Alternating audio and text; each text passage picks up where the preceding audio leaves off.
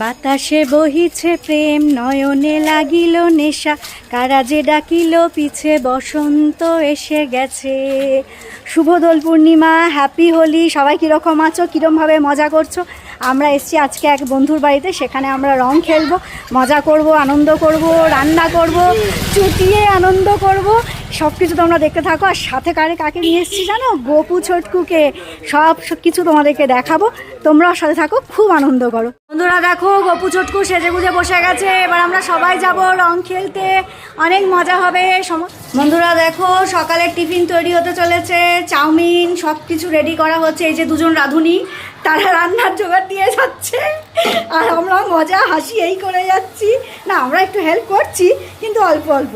এই যে সব কিছু কাটা হচ্ছে, কেটে নিয়ে তারপরে রেডি করা হবে। তারপরে রয়েছে দুপুরের মেনু। দুপুরে আজকে পাঁঠার মাংস তৈরি করা হবে।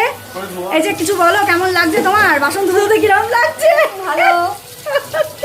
দাদা আমাদের দাদা ভাই এই ভীষণ ভীষণ হেল্পফুল, সমস্ত রান্না একদম কোমর বেঁধে নেমে পড়েছে। দেখতে থাকো তোমরা। দেখো, দুপুরে রান্নার প্রিপারেশন শুরু হয়ে গেছে, সব সবজি কাটাকাটি চলছে। মাংস, খাসির মাংস, ডাল, আলু ভাজা সব তৈরি হচ্ছে। হ্যাঁ হ্যাঁ, মাংস দেখাচ্ছি। এই যে এখানে ডাল, ভাত, মাংসটা ম্যারিনেট করতে রাখা হয়েছে, প্রিপারেশন চলছে। এবার রান্না করার পর কিরকম দেখতে হলো সেটা তোমাদের সামনে রাখবো, দেখতে থাকো। বন্ধুরা, মাংস কষানো শুরু হয়ে গেছে, জবরদস্ত মাংস রান্না চলছে। এই যে আমাদের হেড কুক, দেখো এইবার সমস্ত ম্যারিনেট করা মাংসগুলোকে দিয়ে দেওয়া হলো মশলায়। এবার রসিয়ে কষিয়ে মাংস রান্না চলছে।